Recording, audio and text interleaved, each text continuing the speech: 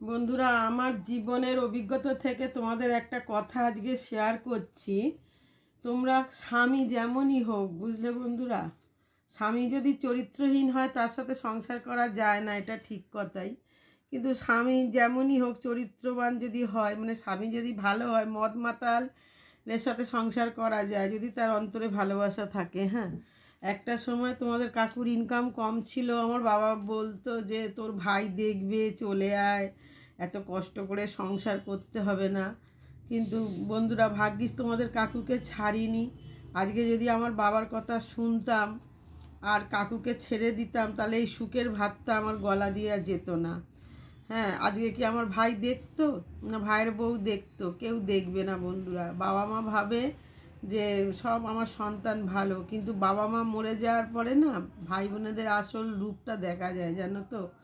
Divorcee মেয়েরাই বোঝে যে বাপের বাড়ি থাকার কি জ্বালা, আর বয়স্ক অবিবাহিত মেয়েরাই বোঝে যে বাবা মা মরে গেলে ভাইয়ের সংসারে থাকার কত জ্বালা।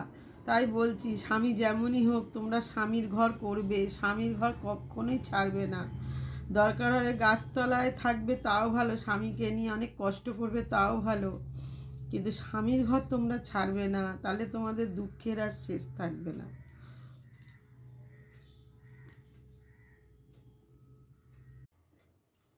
দরকার হলে দুজনে চাকরি করে, দুজনে কাজ করে অন্তত ঘরটাকে, সংসারটাকে ভেঙো না। জানো তো, স্বামীর ঘরে থাকার সম্মানই আলাদা। আজকে যদি আমি স্বামীর ঘর ছেড়ে দিতাম, তাহলে আজকে মনে হয় আমার নরকের স্থান হতো।